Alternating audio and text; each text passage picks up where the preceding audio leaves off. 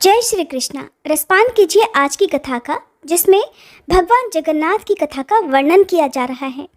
इसके पहले का अध्याय अगर आपने नहीं सुना है तो प्लीज़ जरूर सुनिएगा, जिसमें आकाशवाणी ने राजा के सामने जो कुछ भी बातें कही थी उसका वृत्तांत किया गया है। आकाशवाणी सुनने के बाद राजा ने जिस प्रकार आकाशवाणी ने कहा था ठीक वैसी ही व्यवस्था कर दी। क्रमशः 15वां दिन आते ही भगवान स्वयं 4 विग्रहों में प्रकट हो गए। बलभद्र, सुभद्रा और सुदर्शन चक्र के साथ भगवान जनार्दन दिव्य सिंहासन पर विराजमान हुए। भगवान के 4 दिव्य रूप संपन्न हो जाने पर संपूर्ण विश्व के उपकार के लिए पुनः आकाशवाणी हुई कि राजन, इन चारों प्रतिमाओं को वस्त्रों से भलीभांति ढककर इन्हें अपने अपने स्वाभाविक रंग की प्राप्ति कराओ। भगवान जनार्दन नील मेघ के समान श्याम वर्ण धारण करें। भगवान बलभद्र शंख और चंद्रमा के समान गौर वर्ण से विराजमान हो। सुदर्शन चक्र का रंग लाल होना चाहिए और सुभद्रा देवी कुमकुम के समान अरुण वर्ण की अर्थात लाल रंग की होनी चाहिए। इन विग्रहों पर पहले का किया हुआ रंग आदि संस्कार छूटने पर हर वर्ष नूतन संस्कार कराना चाहिए। केवल दिव्य वल्कल लेप रहने देना चाहिए। अगर कोई प्रमादवश इस लेप को दूर करेगा तो राज्य में अकाल और महामारी फैलेगी। राजन, तुम्हें भी नग्न रूप में इन मूर्तियों का कभी दर्शन नहीं करना चाहिए। अगर मनुष्य भी यदि नग्न रूप में इन्हें देखेंगे तो उनके लिए भी ये भय उपस्थित करने वाली होंगी। नाना प्रकार के लेप से लिप्त और विचित्र श्रृंगारों से युक्त मूर्तियों का ही दर्शन करना चाहिए। राजन, तुम्हारे ऊपर कृपा करके ही ये भगवान प्रकट हुए हैं और तुम्हारे ही कृपा से वे सब जीवों को धर्म, अर्थ, काम और मोक्ष प्रदान करेंगे। नीलाचल पर कल्प वृक्ष के वायव्य कोण में 100 हाथ की दूरी पर और भगवान नरसिंह के उत्तर भाग में जो बहुत बड़ा मैदान है उसमें अत्यंत सुदृढ़ और 1000 हाथ ऊंचा मंदिर बनवाकर उसी में भगवान की स्थापना करो। पहले इस पर्वत पर जो प्रतिदिन भगवान नील माधव का पूजन करता था वह विश्वावसु नाम वाला शबर अर्थात भील वैष्णवों में श्रेष्ठ है। उसके साथ तुम्हारे पुरोहित की मित्रता हो चुकी है। इन्हीं दोनों की संतति को भावी उत्सवों में भगवान के विग्रह पर लेप और संस्कार करने के कार्य में लगाया जाए। ऐसा कहकर वह दिव्य आकाशवाणी मौन हो गई। उसका उपदेश सुनकर राजा ने प्रसन्नतापूर्वक उसका पालन किया। जब बलराम, श्री कृष्ण, सुभद्रा तथा सुदर्शन चक्र पर आकाशवाणी के कहे अनुसार लेप आदि सभी संस्कार हो गए तब उनकी आकृति बड़ी ही सुंदर हो गई। उसके बाद राजा ने महावेदी का पर्दा खुलवा दिया। फिर सबने रत्न सिंहासन पर विराजमान भगवान की झांकी की। वस्त्र और अलंकारों सहित उन भगवत विग्रहों का दर्शन करके राजा इंद्रद्युम्न आनंद के समुद्र में डूब गए और नेत्रों को कुछ कुछ बंद किए प्रेम के आंसू बहाते हुए हाथ जोड़कर खंभे के समान खड़े रहे। तब नारद जी ने राजा से कहा, हे राजन, कमल के समान नेत्रों वाले इन भगवान जगन्नाथ का दर्शन करो। ये भक्तों पर अनुग्रह करने के लिए संपूर्ण ज्ञान की निधि हैं। इन्हीं श्री हरि को देखने के लिए योगी लोग मन को संयम में रखकर सदा प्रयत्न करते रहते हैं। वे ही भगवान विष्णु आज काष्ठमय शरीर में स्थित होकर तुम पर अनुग्रह करने के लिए प्रत्यक्ष हुए हैं। इन करुणा सागर भगवान की स्तुति करो। नारद जी के द्वारा इस प्रकार सचेत किए जाने पर राजा इंद्रद्युम्न ने करुणामय जगन्नाथ जी की स्तुति की कि हे दया सागर मुरारे, कहाँ तो ब्रह्मा, रुद्र तथा इंद्र के मुकुटों में मगन हुए आपके निर्मल युगल चरणारविंद और कहाँ मल, मूत्र, रक्त, मांस और हड्डियों से बना और चमड़े से ढका हुआ मुझ दीन का ये अधम शरीर। ईश, इस असार संसार में भटकते रहने के कारण मैं श्रम से व्याकुल हूँ। भला आपको मैं कैसे जानूँ? देव, मैंने अपने कर्मों द्वारा सुख भोगने के लिए जिन विषय भोगों का संग्रह किया वे ही परिणाम में मेरे लिए दुख रूप हो गए। इसलिए मेरे समान दुखी दूसरा कोई नहीं है। प्रभु, अगर मैंने पहले कभी मन से आपकी उपासना की होती तो दुख भोगने के लिए मुझे नाना प्रकार के जन्म क्यों प्राप्त होते?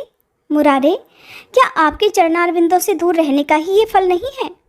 संपूर्ण पृथ्वी के धन से भरा हुआ मेरा खजाना, सेना, मन के अनुकूल सैकड़ों स्त्रियां और निष्कंटक राज्य, ये सब कुछ आपके तत्व ज्ञान से शून्य पशु के समान मुझ अधम के लिए बड़ा भारी भार हो रहा है। इसमें सदा कष्ट ही प्राप्त हुआ करता है। दीनों पर दया करने वाले हे प्रभु, आपके स्मरण करने मात्र से ही जीव की मुक्ति होती है। इस संसार में आपके सिवा मेरा कोई बंधु नहीं है। मेरी बुद्धि आपके चरणारविंदों से कभी अलग ना हो। आप सच्चिदानंदमय परिपूर्ण सिंधु हैं, जो सहस्त्रों जन्मों का भाग्योदय होने पर आपको पा गए हैं। वे क्या कभी लेश मात्र सुख और अनंत दुखों से भरे हुए विषय भोग रूपी इंद्रजाल की ओर आंख उठाकर देखते हैं? कहाँ तो जिसमें लेश मात्र सुख और अनंत दुखों की खान रूप सैकड़ों ग्रंथियां हैं, ऐसे कर्मों का अटूट बंधन, और कहाँ अनंत अनादि एक और आनंदप्रद आपके पवित्र चरणारविंद। सब पर स्वभावतः कृपा करने वाले हे प्रभु, मूलभूत आप परमेश्वर को न पाकर तुच्छ कार्य के लिए बहुत भटकने वाले क्लेश के ही भाजन रूप मुझ अत्यंत दीन की रक्षा कीजिए। संपूर्ण विश्व के एकमात्र वंदनीय विष्णुदेव वेदांत वेद्य अव्यय हे विश्वनाथ, आप ही समस्त पाप राशियों का नाश करने में समर्थ हैं। बलवानों में श्रेष्ठ है बलभद्र, आपका विग्रह सहस्त्रों फनों से ढका हुआ है। आप ईश्वर हैं, मैं आपकी शरण में आया हूँ। संसार को आश्रय देने वाली तथा संपूर्ण देवताओं को उत्पन्न करने वाली मंगलमयी सुभद्रा जी के दोनों चरणों को मैं प्रणाम करता हूँ। हे नाथ, ये ब्रह्मांडों का समूह जिसकी किरणों के समुदाय से रचा गया है और जो दैत्यों की सेना का संहार करने वाला है, उस सुदर्शन चक्र के रूप में आपको मैं प्रणाम करता हूँ। इस प्रकार स्तुति करके श्रेष्ठ राजा इंद्रद्युम्न ने भगवान को साष्टांग प्रणाम किया और कहा, अनाथों के बंधु हे जगन्नाथ, संसार समुद्र में डूबे हुए मुझ दीन तथा दुख शोक से व्याकुल मनुष्य का आप कृपापूर्वक उद्धार करें। इसके बाद नारद जी ने कहा, अपार भवसागर से पार उतारने में तत्पर हे भगवान नारायण, आपकी जय हो, जय हो। सनक सनंदन और सनातन आदि श्रेष्ठ योगी आपके दिव्य तत्व का चिंतन करते रहते हैं। आप सर्वलोक स्वरूप, सब लोगों को सुख देने वाले, संपूर्ण विश्व के उपकारक तथा समस्त जगत के वंदनीय हैं।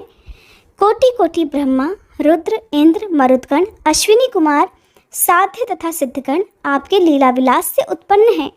संपूर्ण देवता और दानव आपके चरणों में प्रणाम करते हैं। हे त्रिभुवन गुरु, आप किसी के भी पूर्णतया जानने में नहीं आते, आपको नमस्कार है। इसके बाद अन्य राजा, वेदों के पारंगत विद्वान, क्षत्रिय मुनि, ब्राह्मण, क्षत्रिय तथा विद्वान वैश्य जाति के लोगों ने भी वैदिक सूक्तों, स्तोत्रों, पौराणिक स्तुतियों और स्वरचित कविताओं से जैसे भी बन पड़ा, उसी प्रकार बलभद्र सुभद्रा जी के साथ कमल नयन भगवान श्री कृष्ण की स्तुति की। इसके बाद राजा ने पुरोहित जी से भगवान वासुदेव की पूजा के लिए सामग्री इकट्ठा करने को कहा। फिर नारद जी के उपदेश से स्वयं राजा ने ही विधि और मंत्रोच्चारण के साथ क्रमशः उन सभी विग्रहों का पूजन किया। द्वादक्षर अर्थात ओम नमो भगवते वासुदेवाय मंत्र से बलभद्र जी की पूजा की। इसी मंत्र के द्वारा उपासना करके ध्रुव जी ने परम उत्तम स्थान प्राप्त किया है। पुरुष सूक्त से राजा ने यथाशक्ति भगवान नारायण की पूजा की। देवी सूक्त से सुभद्रा जी का और सुदर्शन संबंधिनी ऋचा से सुदर्शन चक्र का पूजन किया। इस प्रकार अपने वैभव के अनुसार भक्ति पूर्वक उन सब की पूजा करके भगवत प्रीति के लिए उन्होंने श्रेष्ठ ब्राह्मणों को दान दिया। इसके बाद राजा ने शुभ समय और शुभ नक्षत्र में नारद आदि श्रेष्ठ ब्राह्मणों की पूजा करके स्वस्ति वाचन कराया और जगन्नाथ जी का स्मरण करते हुए वास्तु पूजन पूर्वक शिल्पी जी का भी पूजन किया। भगवान विष्णु के उस काष्ठमय अवतार अर्थात लकड़ी के अवतार को देखकर कृतार्थ और पाप रहित हुए राजाओं को इंद्रद्युम्न ने बड़े आदर के साथ फिर विदा कर दिया। जय श्री कृष्णा। आज की कथा समाप्त हुई। अगले अध्याय में आप जानेंगे भगवान श्री ब्रह्मा जी के द्वारा भगवत विग्रहों का स्तवन और उनकी स्थापना किस प्रकार हुई, इस बारे में। उम्मीद है हर बार की तरह आज की ये कथा भी आपको पसंद आई होगी।